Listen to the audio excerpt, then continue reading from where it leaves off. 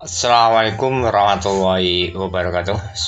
Saudara sekalian, penggemar dari Sastra Pesona Channel. Terima kasih selama ini channel sudah bergabung dengan channel ini. Mungkin jenengan sudah lama atau mungkin baru atau mungkin masih akan. Terima kasih. Mudah-mudahan niat baik Anda bergabung bisa menjadikan kita semakin akrab, semakin dekat, dan setiap karya-karya tulisan saya bisa diterima. Saged panjenengan sedaya tampi dengan apa adanya, baik naskah yang baru maupun yang agak lama. Kali ini akan saya bawakan sebuah cerpen yang pernah ditulis di majalah Senang nomor 00698, terbitan sekitar akhir September tahun 85 yang silam. Adapun judulnya, Lagu Tak Selamanya Indah. Aku berteman dengan dia memang cukup karatan. Sejak masa kanak-kanak, waktu di SD kami sebangku, di SMP satu kelas. Hanya ketika di SLTA dia melanjutkan pendidikannya di Surabaya. Setelah itu kami jarang bertemu, terperosok dalam keutuhan serta kesibukan masing-masing. Sekolah di kota kecil dan jorok ini tak menyenangkan, kata Andi, sahabatku tadi, beberapa saat sebelum dia berangkat ke kota pahlawan. Dia datang ke tempat tinggalku, pamitan sambil mengutarakan maksud yang melatar belakangi kepergiannya. Kenapa tidak menyenangkan? Kampungan. Guru-gurunya tidak bermutu, rata-rata hanya sarjana muda. Alat prakteknya kuno, satu alat peraga untuk puluhan orang. Antre, remaja-remajanya kolot, ketinggalan zaman kuno, ujar Andi berapi-api. Ya, sekali tempo, di sini juga banyak anak-anak berprestasi kan, kataku. Emang itu prestasi dalam teori dari buku, namun nol dalam praktek lapangannya, Shim. Ah, kau terlalu meremehkan kotamu sendiri, Andy.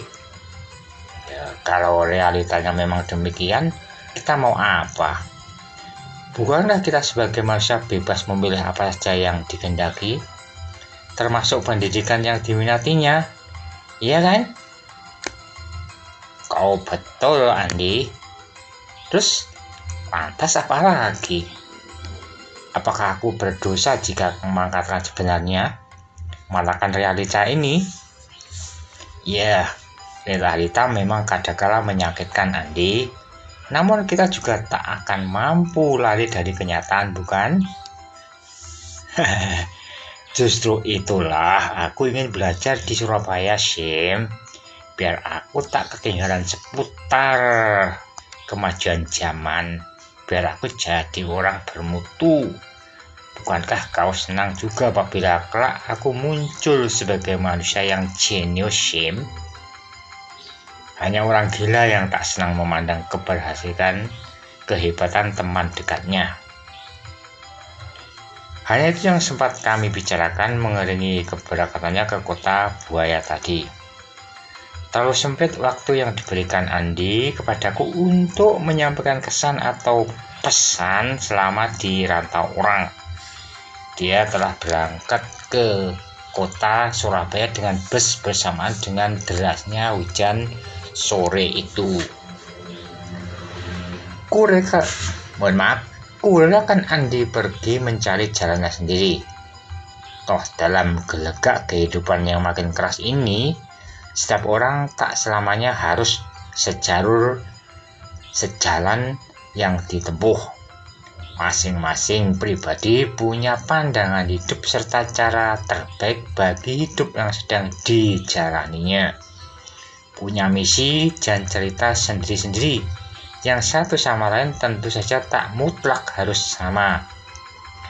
Manusia hidup sudah ada yang mengatur, ada yang mendalangi, terserah dalang yang sedang melakonkan kisahnya. Peran kita tak pernah beranjak dari alur cerita yang sudah diatur oleh sang dalang.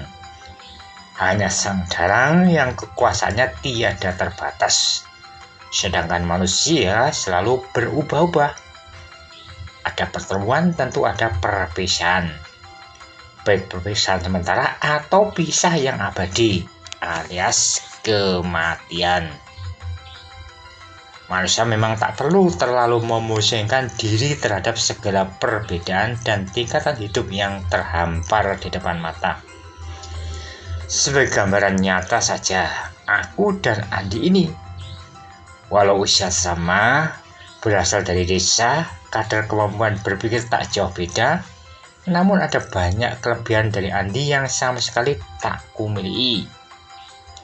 Andi anak orang berada, bahkan bisa dibilang serba berkelebihan.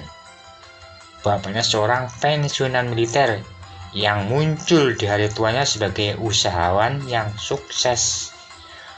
Pembakaran gamping dan perusahaan terasuhnya banyak sekali dan maju pesat, baik yang di kota ini maupun di Malang dan Gresik sana. Usaha ayam potong, tokonya juga banyak langganan serta ditangani oleh mereka yang ahli dalam bidangnya. Akhir hari ini terdengar kabar bahwa Pak Barjo, ayah Andi, baru saja mendirikan PT Jaya Pancuran Corporation, sebuah perusahaan yang bergerak dalam bidang kontraktor bangunan dan pengasfalan jalan. Sedangkan aku, apa artinya bila dibanding dan dilihat dari kacamata Andi? Bak bumi dengan langit saja. Aku anak seorang petani buruh yang pas-pasan hidupnya. Miskin lebih tepatnya. Saudaraku 8 orang. Ayahku sudah tua, nyaris pikun lagi. Menematkan semuaku saja sudah tersendat-sendat jalan ceritanya. Uang SP dan biaya pembelian buku aku sendiri yang mencari. Juga kakak dan adik-adikku. Sore sekolah, paginya bekerja sebagai buruh yang memecah batu sebesar tubuh orang menjadi pecahan-pecahan kecil teraso atau menjadi bahan-bahan gamping. Makan keluarga kami sulit. Kalau tak mau mati kejang mesti kerja keras seadanya, yang lebih menunjukkan otot daripada otak. Tak ada uang jajan, tak ada uang sangu setiap kami pergi sekolah. Buku pelajaran kami beli dari toko loaan. Hari-hari yang kulewati benar-benar keras. Harus membanting tulang antara kerja dan pendidikan. Menyesal? Tentu tidak. Kenapa mesti demikian? Toh hidup ini tak selamanya, bukan? Patah tumbung hilang berganti. Tak selamanya yang sengsara akan terus menderita. Hari esok akan berganti ceria. Setidaknya itulah keyakinan paling dalamku selama ini yang kuperoleh dari ajaran orang tua, juga petunjuk agama yang kuanut. Justru dalam kubangan kemiskinan itulah kadangkala tersebut jiwa yang besar, jiwa yang tegar, kokoh, jiwa yang bersih dari segala bentuk nafsu, serakah, jahil, dan sebagainya. Dalam gelombang dahsyat kemelaratan inilah ku coba mencari bentuk pribadi dan identitas diri hingga mampu menghadapi hidup dan kehidupan ini lebih mantap. Halangan dan godaan coba kusingkirkan jauh-jauh. Ku cari nilai luhur pribadiku lewat untaian agung petunjuk agama. Tirakat dan prihatin adalah warna abadi dari pesona kehidupan yang ku jalani selama ini. Tak lekang oleh panas, tak lapuk oleh hujan. Sematiku selama bertahun-tahun mulai menimbulkan sinar kemiluannya. Buah manisnya dapat kurasakan dengan lezatnya. Aku diterima bekerja pada sebuah departemen pemerintah. Mulus, benar-benar murni. Dalam arti tanpa uang pelicin, tanpa koneksi, tanpa pengobaran harta, selain hanya tawakal kepadanya serta meminta pertolongan Allah yang Maha Kuasa. Walau gaji tidak tergolong tinggi, namun cukup untuk hidup sekeluarga. Sekali tempo muncul sebagai penulis dan tukang foto amatiran. Tukang foto amatiran. Ya, hasilnya lumayan. Bisa sumber penghasilan kedua yang cukup menggembirakan. Kadang-kadang bisa membantu biaya sekolah adik serta membantu kebutuhan orang tua ala kadarnya. Suatu sore, sepulang dari mengikuti pelataran di kantor, aku sedang membuka-buka lembaran majalah yang di dalamnya terdapat tulisanku di antara sekian banyak judul cerita yang ada. Lewat kaca jendela rumah, kulirik dari arah jalan raya ada sepeda motor masuk. Yamaha RX Special, terbaru lagi. Hei, siapa dia? Loh, kok masuk halaman rumah? Aku benar-benar kaget. Nampaknya pria itu begitu perlente. Begitu penampilannya prima, sementara pakaian yang membungkus tubuhnya juga kelihatan mahal dan mode mutakhir. Halo, laki takku pandang sebelah mata itu menyalamiku, mendekatkan masuk ke dalam masih dengan kacamata hitam pekatnya. Sepeda motor ditepikan dekat pintu masuk arah timur. Ku perhatikan dia.